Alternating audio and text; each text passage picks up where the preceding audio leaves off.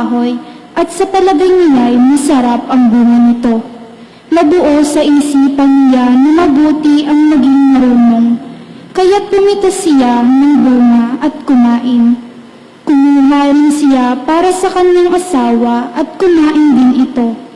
Nagkaroon na sila ng pagkaunawa matapos kumain. Noon nila nalaman sila'y hubad, kaya't kumuha sila ng mga dahon ng igos, pinagtagni-tagni at ginawang panakip sa katawan. Ang salita ng Diyos. Salamat sa Diyos.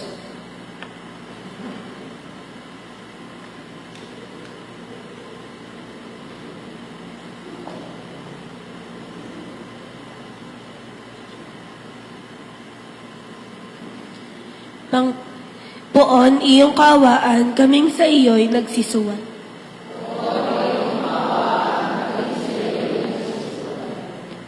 Ako'y kaawaan, o mahal kong Diyos, sangayon sa iyong kagandahang loob. Mga kasalanan ko'y iyong pawiin, ayon din sa iyong pag-ibig sa akin. Linisin mo sana ang aking karunungan at ipatawad mo hiyaring kasalanan.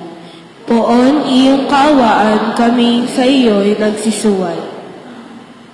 Ang pagsanisin ko ay kinikilala, laging nasa isip ko at alaala.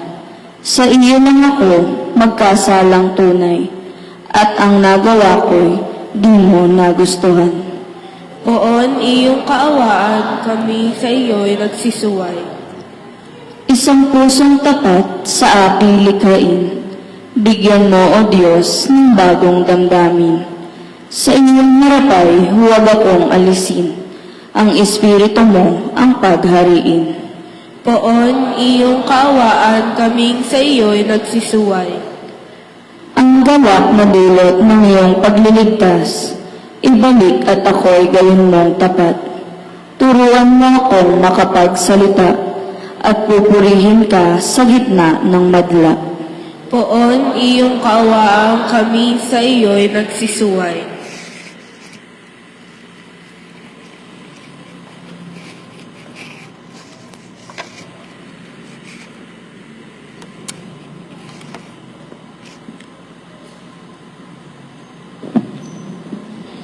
Pagbasa mula sa sulat ni Apostol San Pablo sa mga taga-Roma. Mga kapatid, ang kasalan ay pumasok sa sanlibutan sa pamamagitan ng isang tao, at ang kamatayan sa pamamagitan ng kasalanan niya.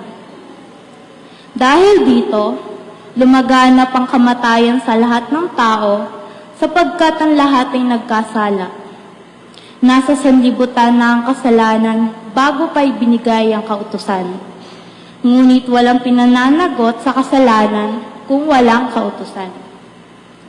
Gayunman, naghari ang kamatayan mula kay Adan hanggang kay Moises. Kahit sa mga tao na ang pagkakasalay di tulad ng pagsuway ni Adan. Si Adan ay anino ng isang darating, ngunit magkaibang dalawang ito, sapagkat ang kagandahang loob ng Diyos ay higit na di hamak kaysa pagsuway ni Adan. Totoo ngang nagdala ng kamatayan sa marami ang pagsuway ni Adan, ngunit malaki ang kahigtan ng kagandahang loob ng Diyos at ng kaloob ng dumating sa napakarami sa pamamagitan ng isang tao, si Jesucristo. Ang kaloob ay higit na di hamak kaysa ibinunga ng pagsuway ni Adan. Nagdala ng hatol na kaparusahan ang kanyang pagsuway. Ngunit ang kaloob ng dumating sa kabila ng maraming pagsuway ay nagdulot ng kapatawaran.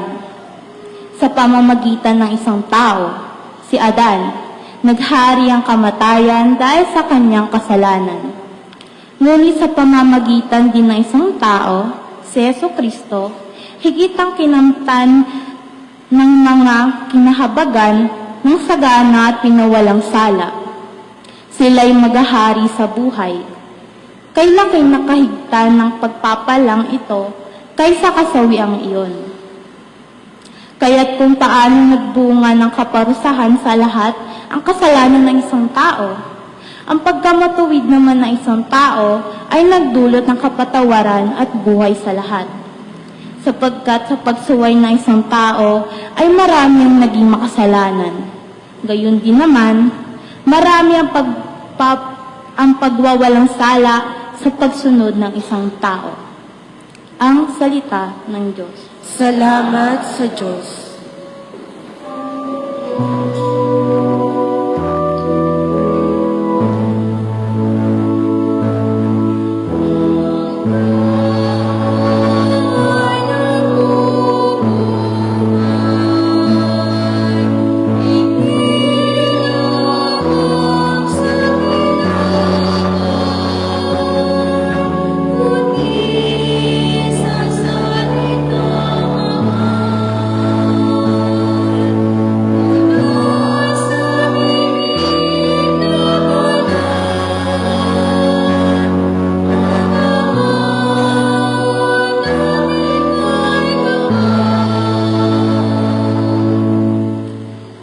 Sumainyo ang Panginoon, At sumainyo rin. ang mabuting balita ng Panginoon ayon kay San Mateo.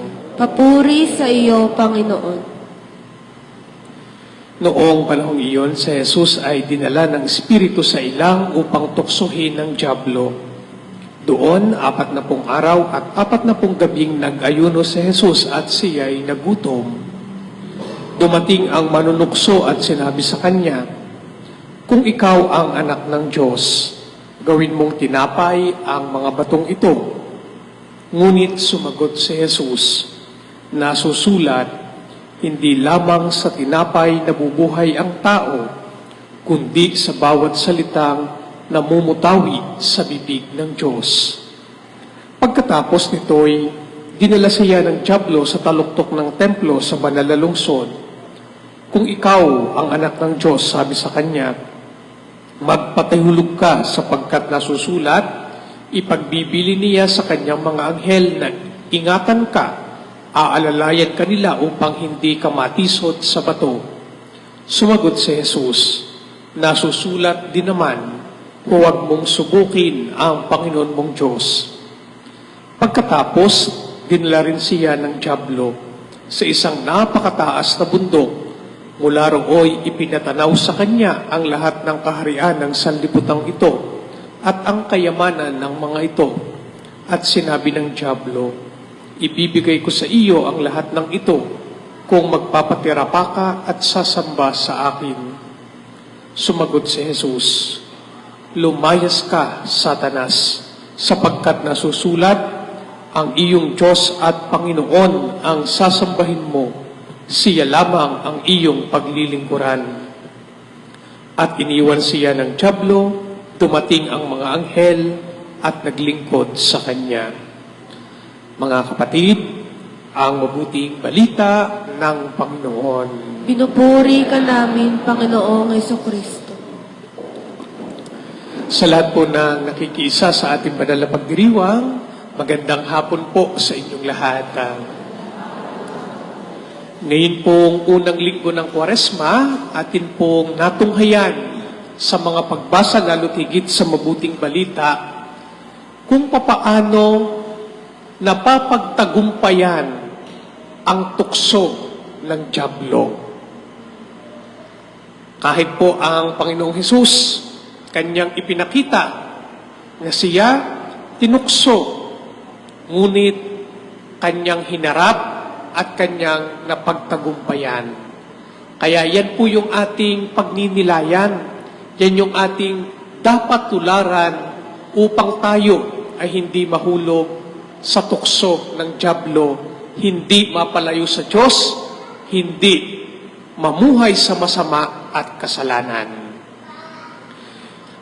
3 bagay po ang ating pagninilayan. Una, ang tukso po, hindi pa po yan ang kasalanan. Pero dyan po nagmumula. Ano ho? Ang tukso ay parang pagsubok o test. Kapag ikaw ay nakalampas dito, nakapasa ka. Pero kapag hindi mo nalampasan, bagsak ka, nahulog ka sa tukso, diyan ka magkakasala. Kaya kahit nga po ang Panginoong Hesus, alam naman natin siya'y Diyos, siya'y walang kasalanan, pero hindi siya nakaligtas sa panunukso ng dyablo. Dahil po ang tukso, hindi pa po yan kasalanan. Kaya ho yung kantang, "O tukso, layuan mo ako," ay hindi ho tunay iyon. Ano ho? Dahil ang tukso, pagamat hindi pa yan ang kasalanan, lagi pong naririyan. Humahanap lagi ng pagkakataon ang dyablo para tayo ay mahulog, para tayo ay malinlang, para tayo ay bumagsak sa kanyang patibong at magkasala. Kaya sa mabuting balita, hindi lang isang beses tinukso ang Panginoong Hesus, 3 beses, sapagkat humahanap ng paraan ang dyablo. Kaya, bagamat po ang tukso ay hindi pa ho yan ang kasalanan, yan ay pagsubok, hindi po yan mawawala. Lagi pong naririyan yan. Kaya, ang atin pong dapat gawin, kung ano yung ginawa ng Panginoong Hesus, kanyang hinarap at kanyang napagtagumpayan. Yan po yung dapat din natin gawin kapag tayo ay tinutukso ng dyablo para lumayo sa Diyos, para magkasala o gumawa ng masama. Tularan natin ang Panginoong Hesus. Pangalawa, ang panunukso nga po ng dyablo, iba't ibang pamamaraan po. Ano ho? Kita po natin sa mabuting balita, 3 beses tinukso ang Panginoong Hesus. Yung unang panunukso, hindi nagtagumpay. Humanap ng paraan para matukso uli. Pangalawa, hindi rin nagtagumpay. Humanap uli ng paraan. Ngunit, sa anumang paraan, hindi nagtagumpay ang dyablo sa panunukso sa Panginoong Hesus. Yan, ganyan din po ang tukso ng dyablo. Maaari, sa unang panunukso sa atin,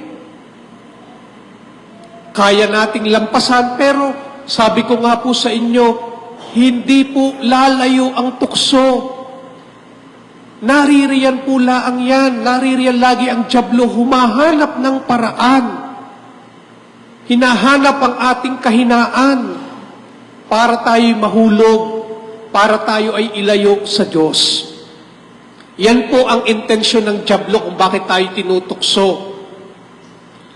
Para tayo maging masamang tao, para magkasala, pero ang punot dulo po niyan, para tayo ay ilayo sa Diyos o alisin ang tunay na Diyos sa ating buhay at gawin ang ating sarili na siyang Diyos. Kaya atin pong tingnan yung 3 ginawang panunukso ng dyablo sa Panginoong Hesus. Ang una, ang sabi ng dyablo, kung ikaw ang anak ng Diyos, gawin mong tinapay ang mga batong ito. Ito po yung tukso ng kapangyarihan. Ano ho? Bakit? Ano hong sabi ng dyablo? Ikaw ay anak ng Diyos, makapangyarihan ka. Sumunod ka sa akin, gawin mo nga itong tinapay, itong batong ito.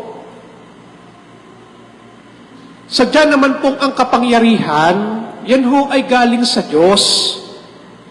Tayo po, mga tao, pinagkakatiwalaan din ng iba't ibang kapangyarihan. Yung mga magulang, may kapangyarihan sa mga anak. Yung mga namumuno, may kapangyarihan sa mga mamamayan.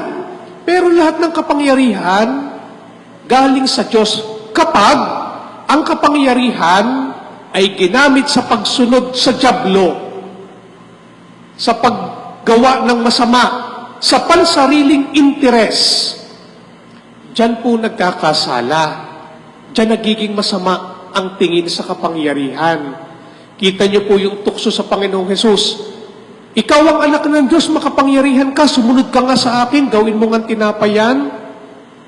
Dahil 4 na pong araw kang nag-ayuno, gutom na gutom ka, paligayahin mo naman ang iyong sarili. Kita nyo, Yung tukso po doon, tukso na gamitin ang kapangyarihan hindi sa pagsunod sa kalooban ng Diyos, kung hindi sa pagsunod sa dyablo, at tukso na gamitin ang kapangyarihan para sa pansariling kaluguran, para sa pansariling interes. So yun po yung unang panunukso ng dyablo, the temptation of power.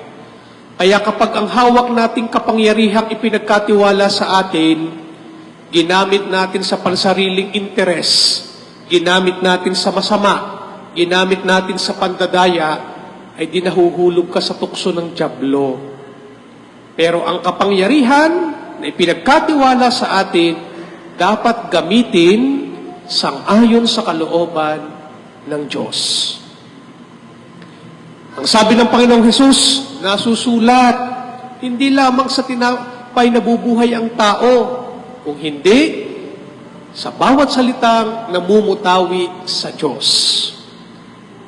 Hindi nagtagumpay ang dyablo, humanap uli ng paraan para tuksuhin. Ano ang ginawa? Dinala ang Panginoong Hesus sa taluktok ng templo. Ang sabi, magpatihulog ka, sapagkat nasusulat, ipinagbibilin sa kanyang mga anghel na iingatan ka, aalalayan ka, hindi ka maaano, kahit tumalon ka sa taluktok ng templo. Ito hong pangalawang tukso, temptation of fame, o popularity. Hindi nga naman, kapag na nga naman ikaw'y tumalon mula sa taluktok ng templo at walang nangyari sa iyo, hahangaan ka ng mga tao, magiging sikat ka.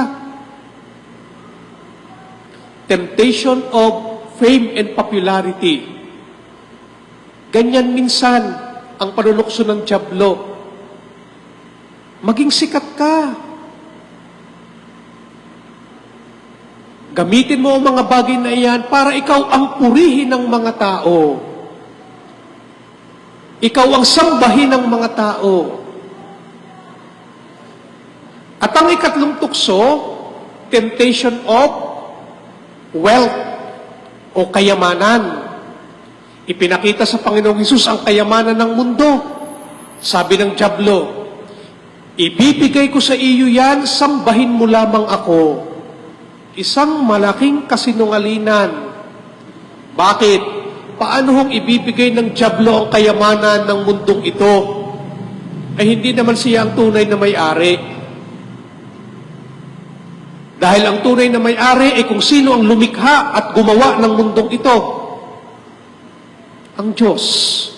Si Jesus. Siya ang Diyos. Niloloko niya si Jesus. Nililinlang. Kaya ho ang tukso, it's a deception. Panlilinlang.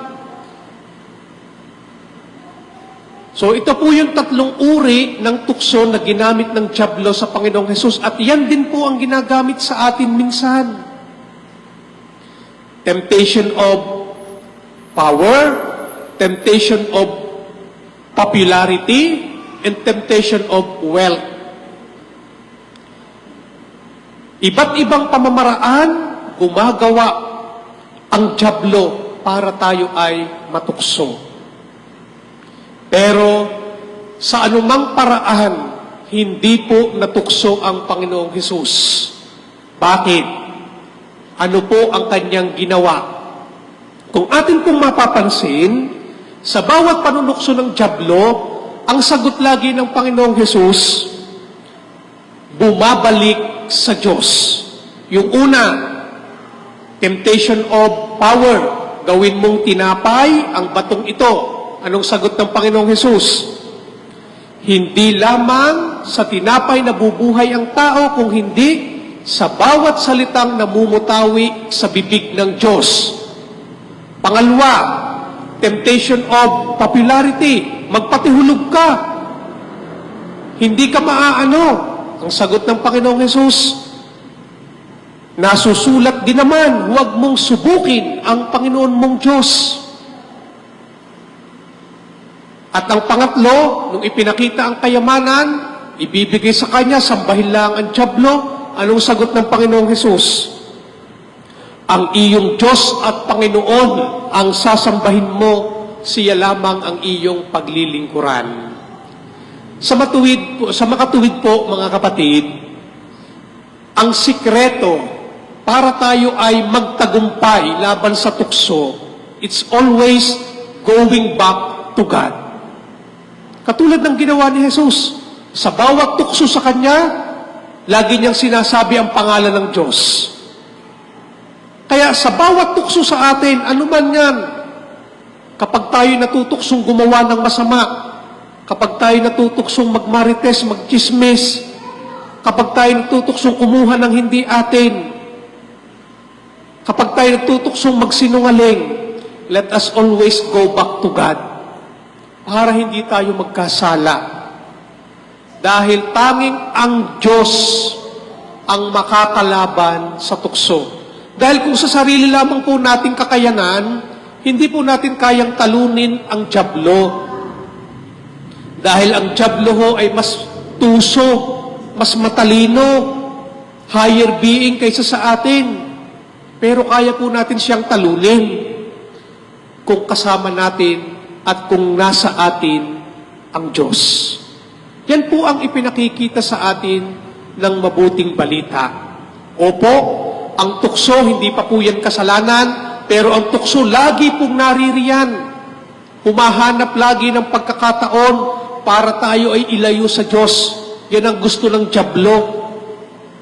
Pero kaya po nating harapin yan. Ano man po ang panunukso sa atin, tukso man yan ng kapangyarihan, kayamanan, kasikatan, o kung anumang uri ng tukso, kaya po nating harapin, kaya po nating paglabanan, kaya po nating magtagumpay. Katulad ng ginawa ni Jesus, ang sikreto para magtagumpay sa tukso, let us always go back to God. Huwag tayong gumiwalay sa Diyos. Sa bawat panahong tinutukso tayo, sa bawat panahong napapalayo tayo, bumalik at bumalik, lumapit at lumapit tayo, mamuhay lagi tayo sa biyaya, sa presensya ng Diyos. Dahil tanging ang kapangyarihan ng Diyos ang makasusupil at makapagtatagumpay sa anumang uri ng tukso ng kasamaan para hindi tayo malinlang, para hindi tayo magkasala, para hindi tayo mapalayo sa presensya ng Diyos sa ating buhay. Kaya mga minamahal, anuman po ang tukso, isa lamang po ang dapat lagi nating gawin. Let us always go back to God. Sa ngalan ng Ama, at ng Anak, at ng Espiritu Santo. Amen. Sumasampalataya ako, Makapangyarihan sa lahat, na may gawa ng langit at lupa. Sumasampalataya ako kay Jesucristo, isang anak ng Diyos, Panginoon natin lahat. Nagkatawang tao siya, lalang ng Espiritu Santo. Ipinanganak ni Santa Mariang Birhen. Ipinagpakasakit ni Poncio Pilato. Pinapo sa krus, namatay, inilibing. Nanaog sa kinaroroonan ng mga yumao. Nang may ikatlong araw na buhay na maguli. Umakyat sa langit. Naluklok sa kanan ng Diyos Amang makapangyarihan sa lahat. Doon magmumulang paririto at huhukom sa nangabubuhay at nangamatay na tao. Sumasampalataya naman ako sa Diyos Espiritu Santo, sa banal na simbahang katolika, sa kasamahan ng mga banal, sa kapatawaran ng mga kasalanan, sa pagkabuhay muli ng namatay na tao, at sa buhay na walang hanggan. Amen. kalakip ang matapat na pagbabalik loob sa Diyos. Dumulog tayo sa ating Diyos Ama upang hingin ang mga pagpapalang mag-aakay sa atin sa kabanalan at kaligtasan. Sa bawat panalangin ang ating itutugon, Panginoon, kaawaan mo kami at dinggin. Panginoon, kaawaan mo kami at dinggin. Para sa kabanalan ng simbahang katolika, upang ang pagsamba sa Diyos at Panginoon ay buong katapatang mapangunahan ng mga hinirang na mamumuno rito at maakay nawa nila ang mga mananampalataya sa tunay na diwa ng pagsisisi at pagbabalik loob. Manalangin tayo. Panginoon, kaawaan mo kami at dinggin. Para sa kaligtasan at kapayapaan ng mga bansa, upang ang pagpapalang dinala ni Kristo ay makamit ng sangkatauhan at mawalan ng nawa nang puwang sa puso ng tanan ang tukso ng pagmamalabis, kawalan ng katarungan, at pagkakahaman sa yaman. Manalangin tayo. Panginoon, kaawaan mo kami at dinggin. Para sa kagalingan at kaligtasan ng mga taong nasa abang kalagayan, upang ang salita ng Diyos ang magbigay ng lakas sa kanila, upang kalabanin ang tuksong naglalayo sa kanila sa Diyos. Manalangin tayo. Panginoon, kaawaan mo kami at dinggin. Para sa buhay kabanalan ng lahat ng angkan sa ating pamayanan, upang ang kaligtasang hatid ni Kristo ay bigyang daan natin sa ating puso at maging bukas nawa tayo sa mga gawang pagbabalik loob, pag-aayuno at pagkakawang gawa. Manalangin tayo. Panginoon, kaawaan mo kami at dinggin. Mapagmahal naming Ama, pakinggan niyo po ang aming mga panalangin sa pamagitan ng Kristo kasama ng Espiritu Santo, magpasawalang hanggan. Amen.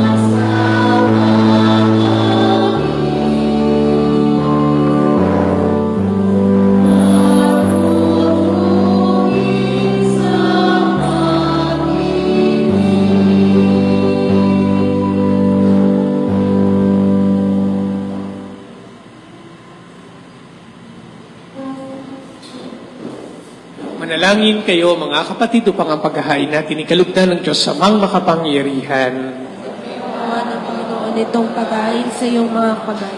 Sa kapurihan niya at karangalan sa ating kapakinabangan at sa buong samayanan niyang banal. Ama naming lumikha, gawin mo kami maging marapat maghain sa pagdiriwang namin ngayon ng pagsisimula ng banal na panahon ng 40 araw ng pagkahanda para sa Pasko ng pagkabuhay. Sa pamagitan ng Kristo kasama ng Espiritu Santo, magpasawalang hanggan. Amen. Sumainyo ang Panginoon. At sumayin Itaas sa Diyos ang inyong puso at diwa. itinaas na namin sa Panginoon. Pasalamatan natin ang Panginoong ating Diyos. Marapat na siya ay pasalamat. Ama naming makapangyarihan, tunay ang marapat na ikaw ay aming pasalamatan sa pamagitan ng Kristo na aming Panginoon. Ang kanyang 40 araw na pagtitiis ng kagutuman ay nagbibigay kahulugan sa panahong ito ng pagpapakasakit para sa kapwa-tao. Ang pagtalikod niya sa tuksong maging makasarili ay nagtuturo sa aming harapin ang pagpapakabuti upang kaisa niya ay maging malaya kami sa pagdulog sa hapag ng huling hapunan na siyang hantungan ng lahat sa kalangitan. Kaya kaisa ng mga anghel na nagsisiawit ng papuri sa iyo nang walang humpay sa kalangitan kami nagbubunyi sa iyong kadakilaan.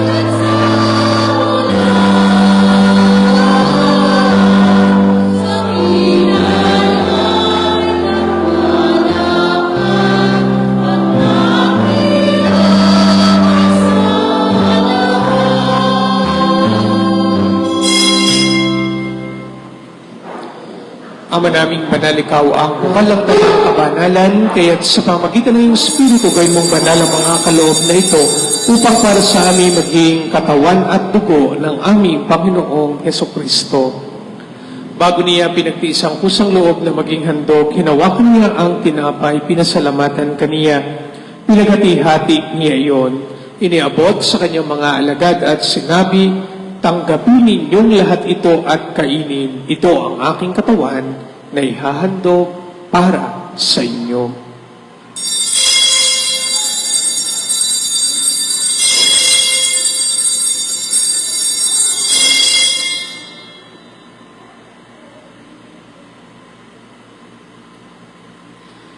Gayon din naman, nung matapos ang hapunan, hinawakan niya ang kalis, muli kaniyang pinasalamatan.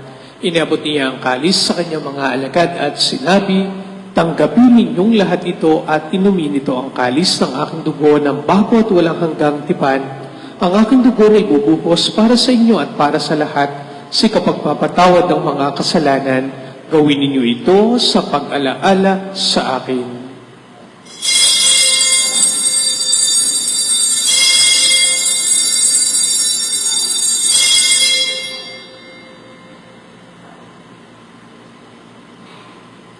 Ang misteryo ng pananampalataya.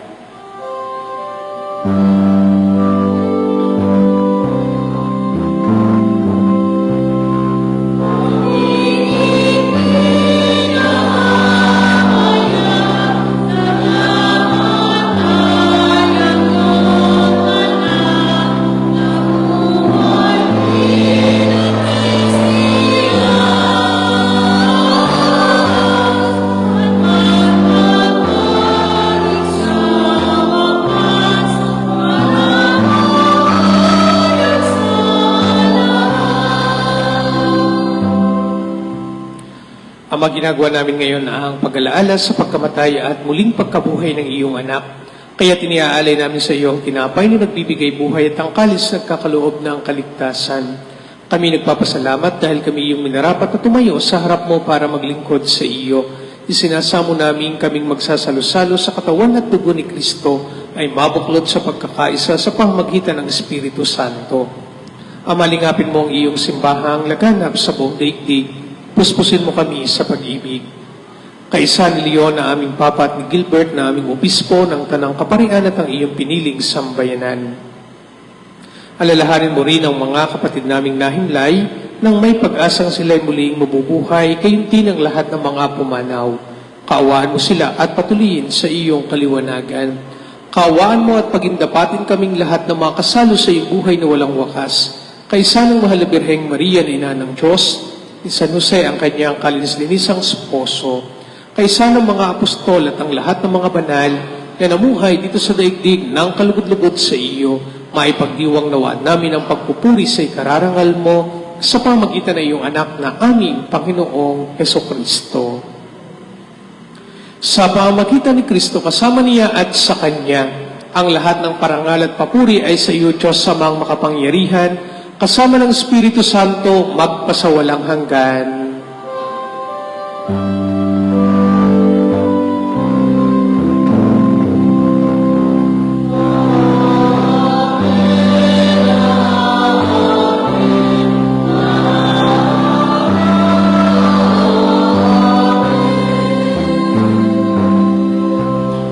Sama-sama po nating ipahayag ang panalangin ng mga anak ng Diyos.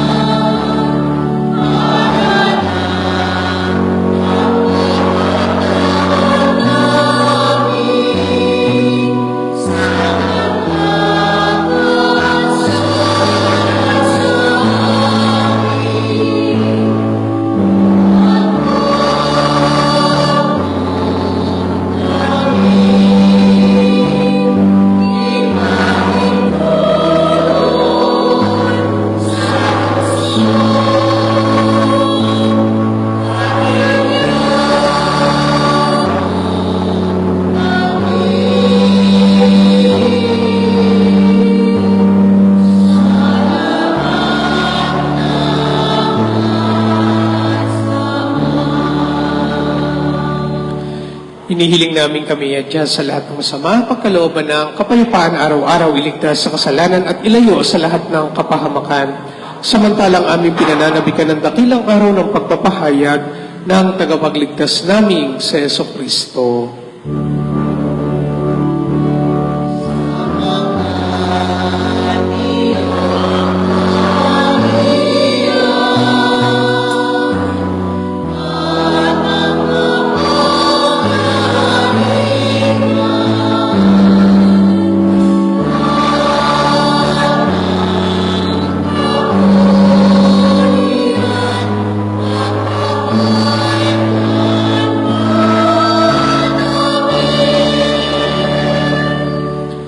Panginoong Kristo, sinabi mo sa iyong mga apostol, kapayapaan na iniiwan ko sa inyo, ang aking kapayapaan ay binibigay ko sa inyo. Tunghayan mo ang aming pananampalataya at huwag ang aming mga pagkakasala. Pagkalooban mo kami ng kapayapaan at pagkakaisa sa iyong kalooban, kasama ng Espiritu Santo, magpasawalang hanggan. Amen. Ang kapayapaan ng Panginoon ay laging sumainyo. At sumainyo rin. Magbigayan po tayo at maghangad ng kapayapaan sa isa't isa.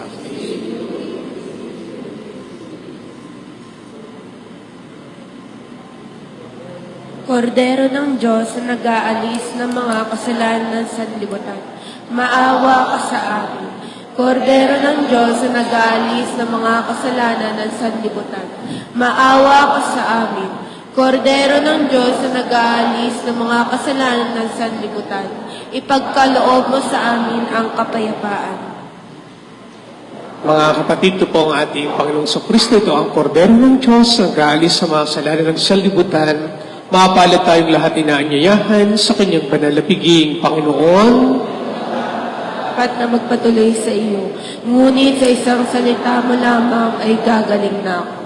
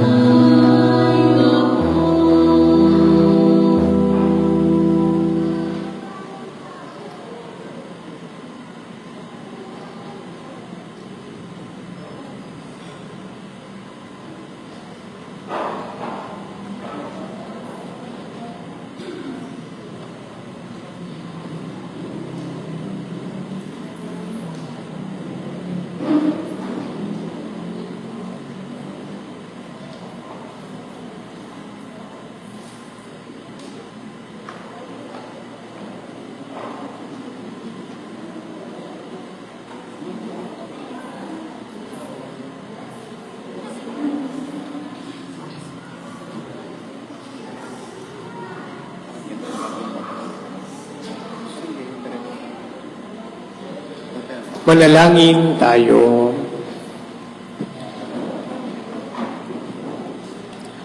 Ama naming mapagmahal, kaming pinapakinabang mo sa pagkain iyong bigay, ay tumanggap ng pampalakas ng pananampalataya, pampatibay ng pag-asa at pampaalab ng pag-ibig.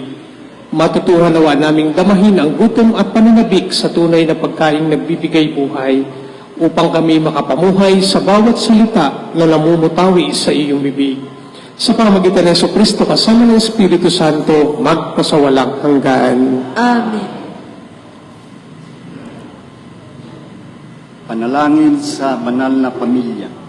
O Diyos, binigay mong huwaran sa amin ang banal na pamilya. Loobin mo masunod namin ang kanilang pagmamahala sa banal na pamumuhay upang matamo namin ang ligaya at gantimpalang walang hanggan sa langit.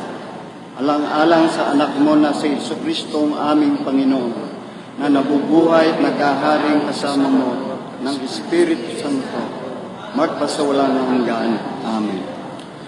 Atin pong pasalamatan ang nauna sa panalangin sa banal na pamilya, sina Konsehal Tony and Ken Redondo at ang apo na si Therese. Palakpakan po natin sila.